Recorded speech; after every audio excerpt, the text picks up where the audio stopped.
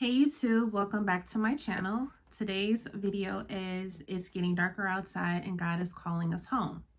So the comparison that he gave me for the title of the video is, remember when we were kids and we literally be outside playing all day? Well, sometimes I did, but for the most part, just a kid in general. You'd be outside all day, playing with your friends, what have you, and you knew that either when you heard your mom calling or when the street lights came on, that you knew that you were supposed to be making your way home, right? Okay, so that's the comparison that he gave me for today's video. Now, when your mom was calling you in for the evening, or when you were going home for the evening when the street lights came on, the reason behind that, as I'm pretty sure you all know, is because your mother or father or parent wanted to be able to see you, lay hands on you, just knew that you were in the safety of the house, right? Because when it got dark outside, anything could happen, like literally anything. Okay, so that's God's message for us today, is he's calling us home, like where protection is, where it's safe, where he's, nothing's gonna happen to us. He's calling us home. Okay, so I asked him when he gave me this information, what book of the Bible do you want me to reference from? Do you want me to read to get, better research? Sorry if I'm at a loss of words, guys. Like okay, let me just cut in and say this really quick. So I am on day 6 of the Daniel fast. And when I say that I have gotten so many amazing results from this fast, this is, again, my first time doing this particular fast. And I am getting so much clarity and so many messages and just revelations that he's given me. It's been so amazing. Not to mention that I have lost 7 pounds since Sunday. Okay, so tomorrow will be a full week and I've already lost 7 pounds. So that's another good thing, is I've been trying to lose weight for the longest. I just have not been motivated to do so. So that's just like another big plus, So not to get off track or anything, I asked God what book did he want me to reference from, and he sent me to Nehemiah. Now, mind you, sorry, my phone was going out. Got 20% charge on my phone, so I'm trying to run through this. So God sent me to Nehemiah. Now, I've read little pieces of Nehemiah before, but when I actually sat down and read, I read up to chapter 9, okay? And I got so much information just in that little bit that I had read, right? So I'm like, well, what? Because I started off with chapter 9, and I'm like, okay, we're here, like, I need to read a little bit more. So he pushed me to the beginning of the chapter, and then that's when it all started to click and it all started to make sense. So long story short, I'll try to get through it as quick as possible. Nehemiah was given word that his city, Jerusalem, had been burned down, demolished, just ruined by the Babylonians. And he was working under King Artaxerxes. I think I'm pronouncing that right. Artaxerxes. I think I'm saying it right. And he was a cupbearer for the king. So a cupbearer is one that, brings wine to the king. So, if the king is sitting at the table, his responsibility was to make sure that the king had wine.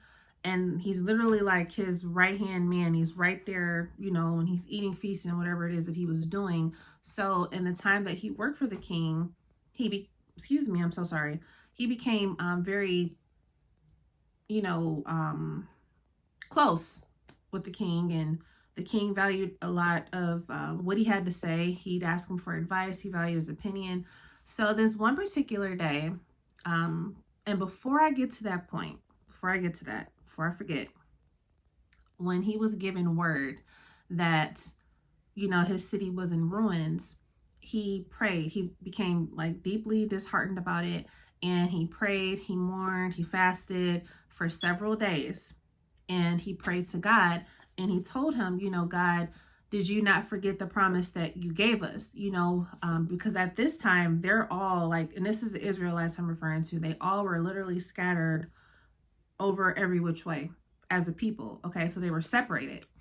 So he says, God, do you not remember the promise that you gave me, or that you gave us, that if we came to you, that you would gather us all together as a people, and basically get us back to where we need to be and lead us again.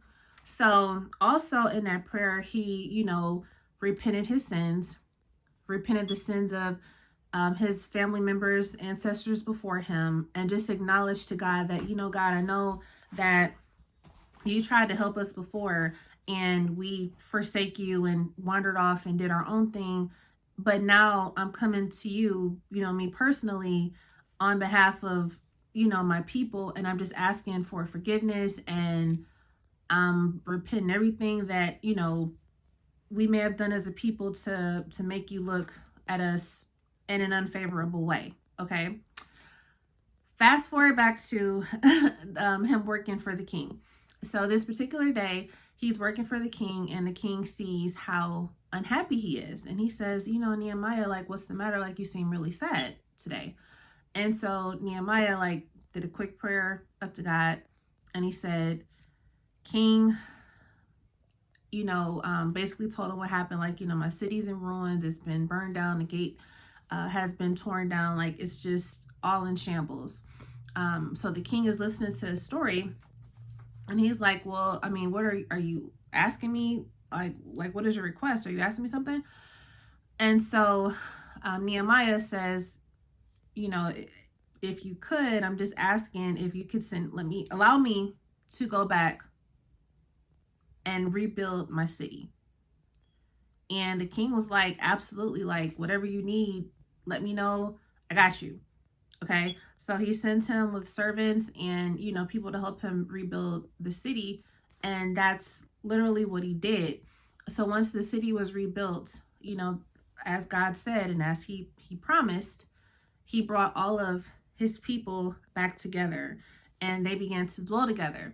And part of them coming back together is they, went before God, and it's what you call, it's like, I don't want to say humiliation. I don't want to say a ritual. That's not a good word to say, but like, I'll just say this.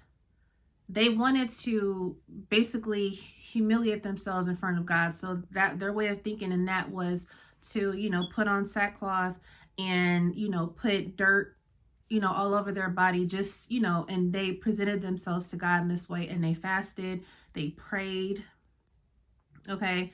And it was just a really beautiful thing, but God fulfilled the promise that he kept, the promise that he gave to them. He kept his promise, and he brought them back together, and, and it was so weird, not weird, but amazing in a good way. I'm listening, to Nehemiah. I'm like at a loss of words there. Like, what is going on? Okay.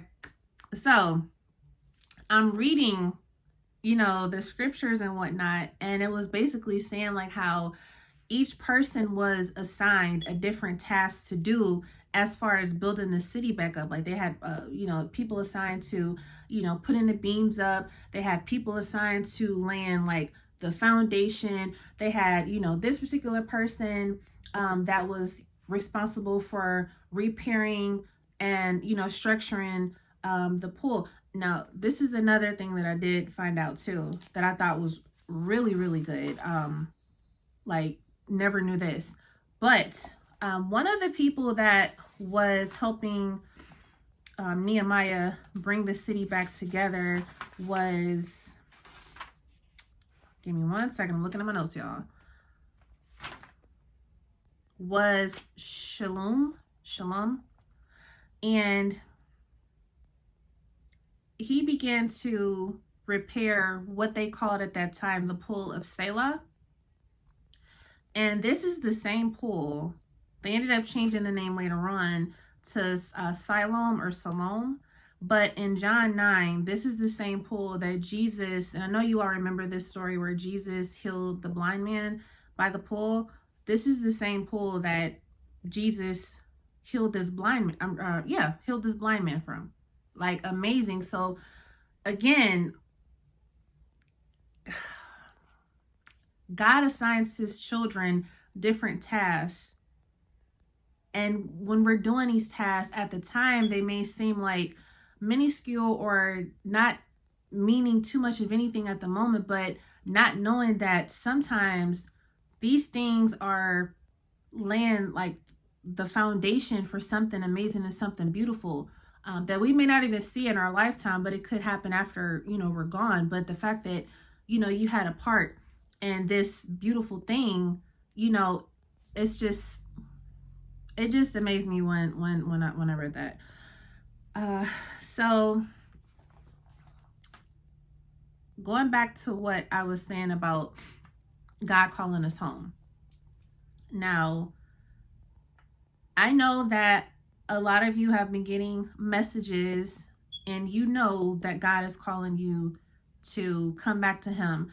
And the thing about it is, as I said in my last video, the amazing thing about God is no matter what we do, no matter what we have done in the past, even now, if you go to him today, he's willing to forgive you, And how many people do you know you do a horrible thing to them, or, just are a horrible person, that they're willing to up and just forgive you at the drop of a hat and not even think about it, because you're asking for forgiveness and you're acknowledging what it is that you did, So that's just one of the amazing things that I do love about God, because I've done some things, not always intentional, and just the fact that he forgave me and still wanted me to carry out, a task for him is just, it speaks volumes. Okay. So another example that I can give you all as far as listening to what it is that he's saying to you is, we don't have a lot of time. If you think about it and you look around, I don't watch the news, but a lot of you all do. But if you watch the news, there's all types of, riots going on. We're dealing with a pandemic now. People are dying by the thousands every day. It's just a lot going on. And you want to be under his care when that time comes. And you don't want to wait until the last minute to do it, because then it could be too late, So that's really the message that he's trying to get out to the masses now, is that it's time for you all to come home. Like, you've played enough outside. He lets you do whatever you wanted to do all day. It's time to literally come home. Okay. So this also takes me back to the story of Noah. Noah, God gives him this job to do. Again, a job. Gives him a job to do. And he says, I want you to build an ark. I want you to build an ark, and I want you to put, a male and female of every animal on this ark. Okay. And I want you to speak to the masses and spread the word that you all need to get on this ark with me and my family, because it's about to get real out here. Okay. And when that door closes on that ark and God seals it, that door is not opening anymore. And anything that happens to anyone outside of that ark, when that door is sealed, ain't got nothing to do with Noah. Okay. He did his part. So he continued to work on this ark for months, for years. And they laughed at him and they made fun of him and they called him crazy. Like, yeah, he's a fool.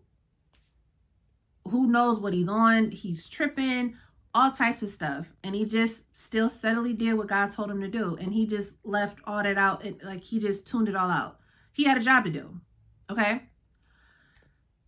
Goes through with this job, and God puts him, the animals, his family on this ark. And these people are literally watching them board this ark. And they're still laughing at him, making fun of him. Like, they're knowing his crazy family. Don't know what they're doing, but they're going up on his ark. And when God shut that ark, and sealed it up. Nothing happened right like at that moment. So they're thinking, yeah, this fool crazy. All right. And then it started to rain.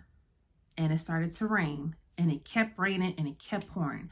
And at this point, it's starting to flood. And they're like, people are starting like, okay, yeah, so what do we do now? You know, and they're panicking, they're running around, but at this point, it's too late. You can't get on the ark. They can't hear you. They're sealed in, they're protected. Now you see why he's building this big, gigantic ark, this big boat, ship, whatever you want to call it. Because he knew it was coming. He knew it was coming. Okay. So God literally flooded out the whole entire earth. I think that's, sorry guys. He flooded out the whole entire land. Okay. And when it rained for 40 days and 40 nights. And when all of this was done and God opened up the ark again, you know, Noah and his, you know, family, they come out onto dry land and they were able to start over. And it's like the key word is start over. Okay. And God made a promise to him and to us. And this is why, if you ask me what my favorite thing, one of my favorite things in the world is, it's a rainbow. Like, I love rainbows. I have rainbows all in my phone. Anytime I see a picture of a rainbow when I'm driving, I take a picture of it. If I go outside, I take a picture of it. I love rainbows because I know that when I see a rainbow, that's God's promise or his covenant with us, that he'll never flood the earth ever again in that way, you know? And I just think it's just such a beautiful thing. And God showed them the rainbow that day. And that was the promise that he had with them and he has with us, you know? So all that being said, and I'm just going to go ahead and wrap this up because, you know, I can kind of get into it and forget, you know, that I'm 17 minutes in like last time. But don't ignore his call. You hear him calling. Try to find solace within him as soon as possible, okay? Because in a minute, you won't hear that voice. You won't hear him calling for you. You know, you won't get a warning that the streetlights are on. It's going to happen, you know? And by then it'll be too late. So you guys, I'm going to stop there. I'm going to stop there because I feel like I'm just going on, you know, too long about it. But I just wanted to get that message out to you all today. And just know that if you do come to God, just pray. Just pray to him and just ask for his forgiveness. Repent anything that you can think of at the moment, and just do like I do. Like, if it comes to you after, anytime you think about it, just pray real quick. Like, God, I ask your forgiveness for, you know, I did this. I repent, you know, I did this. I'm repenting to you now and asking for your forgiveness, you know, and like that, the sin is washed away, you know. So just think about that. And I hope you all enjoyed this message today. If you did, please like, comment, or I'm new, guys. Like, comment, and subscribe. And I'll see you guys in the next video. Bye.